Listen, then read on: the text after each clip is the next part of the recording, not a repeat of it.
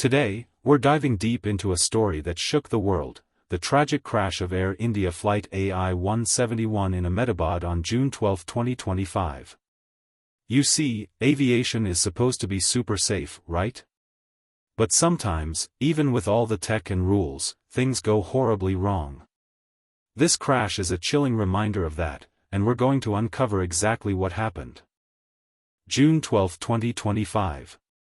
Air India Flight AI-171, a sleek Boeing 787 Dreamliner, is getting ready to take off from Ahmedabad, India, heading for London Gatwick. But here's the first red flag: the flight was already running late. And get this wasn't just any flight. This Dreamliner had already flown from Paris to Delhi, landed at 1:34 a.m., then did a quick domestic hop from Delhi to Ahmedabad that very morning. That's a super tight schedule, and it makes you wonder about the pressure on the airline and its maintenance crews, doesn't it? But then, disaster struck. This London-bound Dreamliner didn't make it far. It crashed just about 1.5 kilometers from the airport, slamming right into the BJ Medical College hostel in a super crowded area called Meghani Nagar. And the timing? Absolutely horrific. It was lunch break at the hostel, meaning around 35 students were right there in the canteen when the plane hit. Eyewitnesses recounted a terrifying scene, a deafening noise likened to an earthquake, followed by a thick cloud of smoke and the grim sight of bodies strewn across the ground. Some individuals were observed desperately leaping from the second and third floors of the hostel in an attempt to escape the inferno. Out of the 242 people on board the aircraft, only one passenger, British citizen Vishwash Kumar Ramesh, miraculously survived the crash. His brother, Ajay, who was also on the flight, tragically perished. The devastation extended beyond the aircraft, with 270 bodies recovered from the crash site by June 15, indicating significant fatalities among those on the ground in the residential area. Officials faced the challenging task of identifying all victims, utilizing DNA sampling as a critical process. Let's break down the final moments, minute by minute. At 1:31 p.m., Flight AI-171 starts rolling towards the runway. By 1:34 p.m., Ahmedabad Air Traffic Control gives them the green light for takeoff. All pre-flight checks done. 1:38 p.m. and 24 seconds, everything looks good. No warnings from the plane, no weird requests from the pilots. Weather was clear, visibility perfect, temperature fine. To get maximum power for takeoff, they even used the entire 11,499-foot runway, backtracking to the very end before turning around. Everything seemed normal. Too normal. Then, at 1:38 p.m. and 40 seconds, the Dreamliner starts its takeoff roll from runway 23. But just seconds after lifting off, the pilots scream, "Mayday," to air traffic control. For those who don't know, Mayday means a life-or-death emergency. Their chilling words, "captured forever," "thrust not achieved," "falling," and "Mayday." Right after that, silence. ATC tried to call them back, over and over, but nothing. At 1:38 p.m. and 55 seconds, the plane hit its highest point, a measly 625 feet, going 174 knots. But it couldn't climb. It just couldn't. And then, at 1:39 p.m. and 13 seconds, just 33 seconds after takeoff, the aircraft started falling, completely out of control. In a terrifying blink of an eye, the plane plunged, smashing into the BJ Medical College hostel in Meghani Nagar, approximately 1.5 kilometers from the airport, exploding into a massive fireball. Think about that, from takeoff to uncontrolled descent in just 33 seconds. That's how vulnerable planes are during the takeoff phase. The pilot's immediate "Mayday" call, specifically mentioning "thrust not achieved" and "falling," indicates a catastrophic failure that occurred almost instantaneously upon liftoff. The fact that all pre-flight checks were clear and environmental conditions were favorable suggests that the cause was internal to the aircraft systems, rather than external factors. This underscores the absolute necessity for aircraft systems to operate flawlessly during this high-energy, low-altitude segment of flight. This plane had 215 economy seats, 14 business class, carrying 230 passengers, plus 2 pilots and 10 crew. But here's the truly heartbreaking part: by June 15, 270 bodies were recovered from the crash site. That's more than were on the plane. This isn't just about the passengers and crew, it means people on the ground, in that crowded residential area, also lost their lives. Identifying everyone was a massive, grim task, relying heavily on DNA sampling. The impact on the BJ Medical College hostel was particularly devastating, as approximately 35 students were in the canteen during their lunch break when the plane struck. Eyewitnesses described a chaotic scene, with people desperately jumping from the second and third floors of the hostel to escape the inferno, and bodies tragically scattered across the ground. In this absolute nightmare, one person, and only one, survived Flight AI-171, Vishwash Kumar Ramesh, a British citizen. He was in seat 11A, right by an emergency exit. He told his incredible story: the side of the plane he was on hit the ground, and he saw an open space, letting him crawl out through the emergency door. But the other side? Completely blocked by a wall. No escape. And in a cruel twist of fate, his brother, Ajay, who was in seat 11J on that blocked side, didn't make it. It's a miracle, but also a stark reminder of how random survival can be in such a catastrophe. So, what happened? Investigators quickly found the two most vital pieces of evidence: the black boxes. That's the cockpit voice recorder, or CVR, and the flight data recorder, FDR. The CVR captures everything said in the cockpit, plus all the sounds, giving us a chilling audio playback of those final moments. The FDR? That's the tech geek's dream. It records every single detail: altitude, speed, engine performance, even what the control surfaces were doing. These two devices are absolutely crucial for piecing together the puzzle and finding out why this plane went down. India's Aircraft Accident Investigation Bureau is leading the charge, with help from experts in the US and UK. And then, the videos started surfacing. Two key recordings gave us a horrifying look at the crash, one from the airport CCTV, and another from a 17-year-old student named Aryan Asari. Aryan was visiting Ahmedabad for the first time, and he went up to a rooftop just to film planes for his friends. His video, chillingly, caught the whole thing. He thought the plane was just landing, then he saw flames and a huge explosion. The airport CCTV footage backs this up, showing the aircraft speeding down the runway, taking off, but then struggling to climb before it just slammed into that residential area in seconds. Initial theories from the videos pointed to some serious problems. The plane's wing flaps looked like they weren't fully out. Now, flaps are super important. They give the wing more surface area and lift, especially for takeoff at lower speeds. If those flaps aren't fully deployed, and the landing gear is still down, a plane will really struggle to get off the ground and climb. So, early speculation was, did the pilots forget to retract the landing gear because of a sudden engine failure, or did the co-pilot accidentally pull the flaps in instead of the gear up? But hold on, these theories hit a wall. Boeing Dreamliners have advanced warning systems that scream at pilots if the flaps aren't set right. And Captain Subberwall? He had over 8,000 flying hours. It's almost impossible he'd miss or ignore those warnings. Plus, aviation expert Captain Suhail Handa said that if a Dreamliner even gets to 600 feet, it should be fine, even without flaps. One engine should be enough to keep it flying. Then, a game-changer from Aryan Asari's video, something deployed from the plane's underside right after takeoff. It was the Ram Air Turbine, or RAT. This isn't just some random part. The RAT is a tiny emergency wind turbine, usually tucked behind the landing gear. It automatically pops out to generate power from the air when all other power sources on the plane fail. This emergency power is literally life-saving, keeping critical systems like flight controls running. The catch? Rats work best at high altitudes, giving pilots time to glide. But Flight AI-171 was way too low.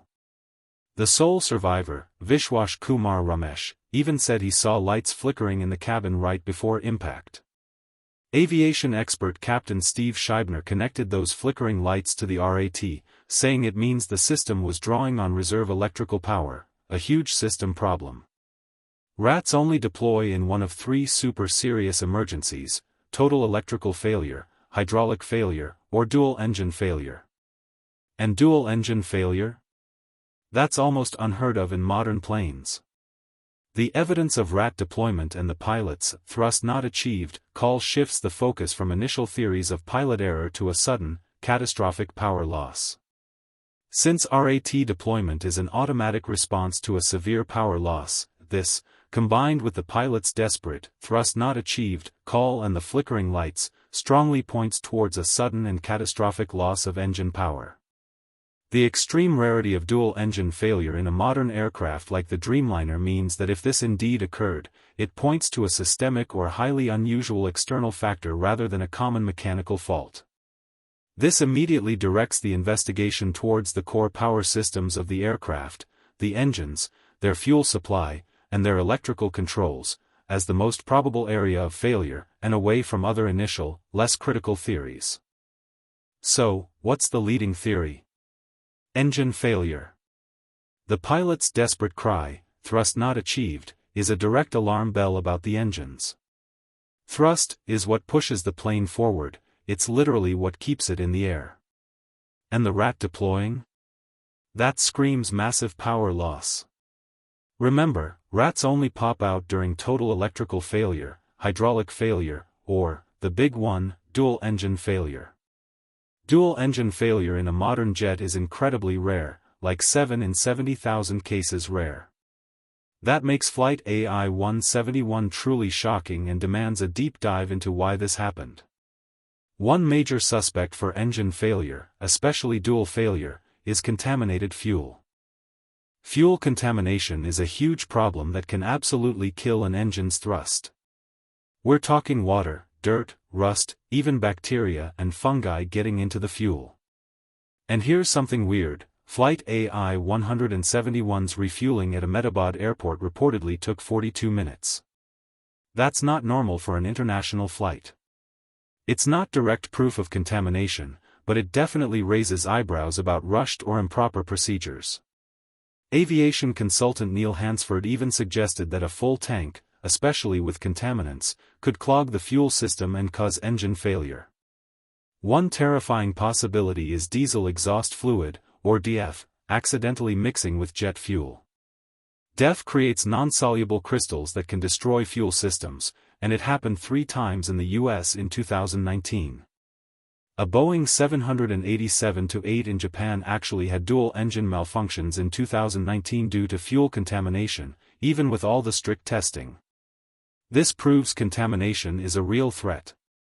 At Ahmedabad Airport, Indian Oil, Bharat Petroleum, and Reliance are the main fuel suppliers. Their procedures and fuel quality are now under the microscope. The unusually long refueling time for an international flight, as noted by an airport source, is a significant operational anomaly.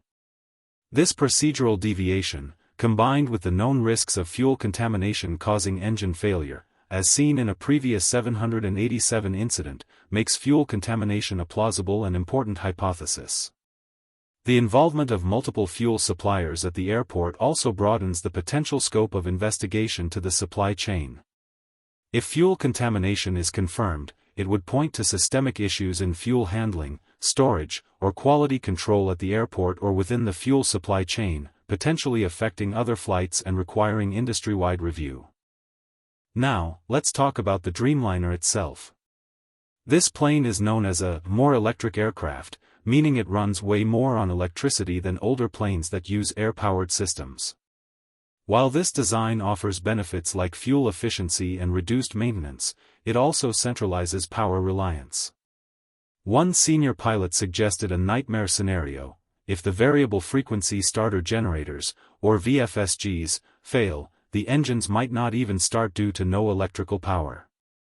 And if those generators go, it could mess with the electronic engine controls, or EECs, which are literally in charge of engine thrust. Imagine a total electrical blackout. Even the backup auxiliary power units, or APUs, could take up to 90 seconds to kick in. And if they fail? The whole power system could just disconnect, leaving the engine stuck at idle, unable to produce any thrust. This would turn the plane into a giant, uncontrollable glider, even with working flight controls. And here's a chilling historical note: back in 2013, 2 Japanese Dreamliners had emergency landings because of battery failures, which were later traced back to manufacturing problems. Those incidents actually grounded the entire Boeing 787 fleet worldwide for a while. The 787's reliance on a more electric architecture, while innovative for efficiency, concentrates potential failure points. The scenario described by pilots, where VFSG failure impacts EECs and leads to engines stuck at idle, directly aligns with the thrust not achieved distress call. The past battery failures and subsequent grounding of 787s due to manufacturing issues provide a historical precedent, suggesting that the electrical system has been a known vulnerability in the Dreamliner program. This implies that the crash might not be a random component failure but rather a manifestation of a fundamental design vulnerability or a persistent manufacturing quality issue within the 787's advanced electrical systems. This would necessitate a deeper examination of the aircraft's design certification and production quality. Now, let's talk about Boeing. The Dreamliner program has faced a history of reported engine problems and flight diversions. But it gets worse.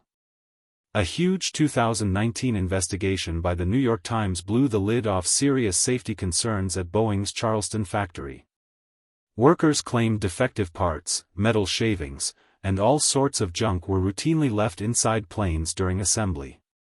One technician, Joseph Clayton, even said he was pressured to ignore metal shavings near critical cockpit controls.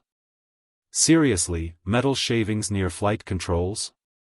John Barnett, a former quality control manager who worked at Boeing for 32 years, including 7 at the South Carolina plant, became a major whistleblower after he retired in 2017. He publicly warned that planes were being built unsafely because of insane pressure to cut corners. Barnett even claimed that a quarter of the oxygen systems on 787s would fail in an emergency, and guess what?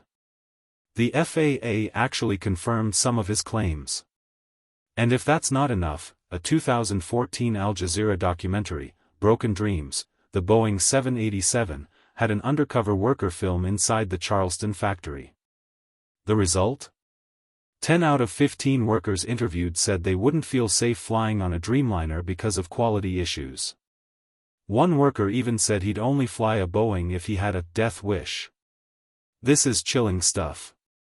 Air India got 6 of its Boeing 787 Dreamliners from that very Charleston plant between 2012 and 2013, right when these quality issues were supposedly at their worst.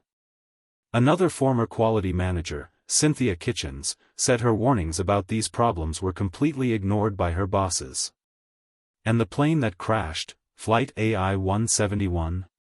It was delivered to Air India on January 31, 2014.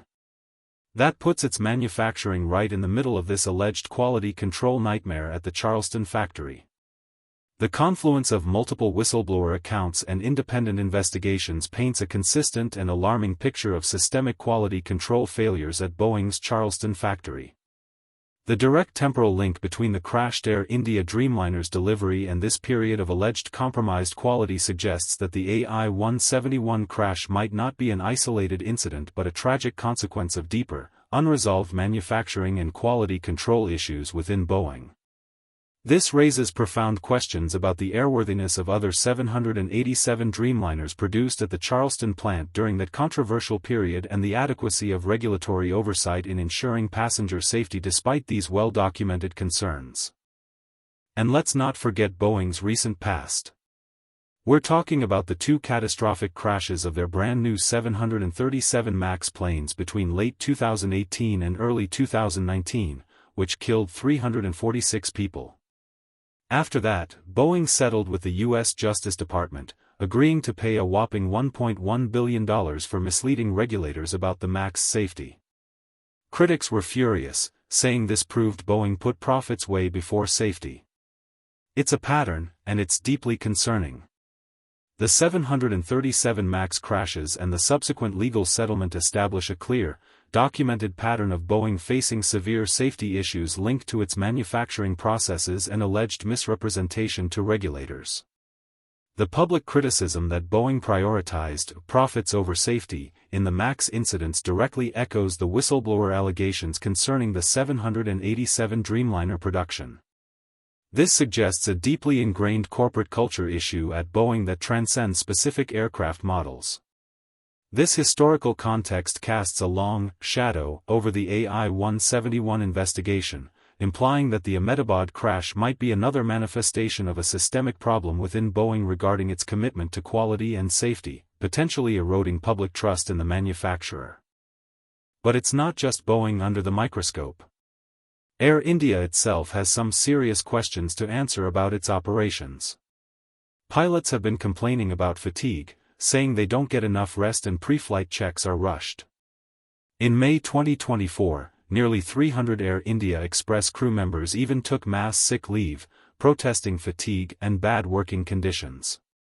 While we can't say pilot fatigue caused Flight AI-171 to crash, these widespread concerns and that mass sick leave incident point to a huge problem with crew well-being. Fatigue can mess with a pilot's judgment and reaction time, which is absolutely critical in an emergency. This suggests a deeper issue in Air India's safety culture, showing that even a perfect plane can be compromised by an exhausted crew.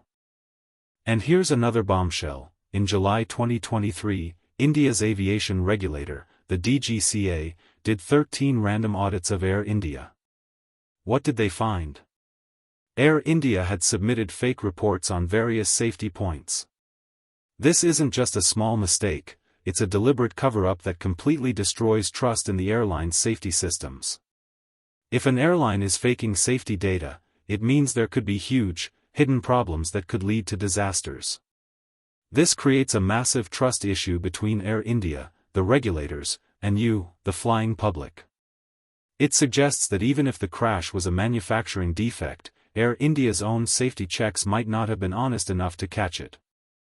So, what's the takeaway from the Air India Flight AI-171 tragedy?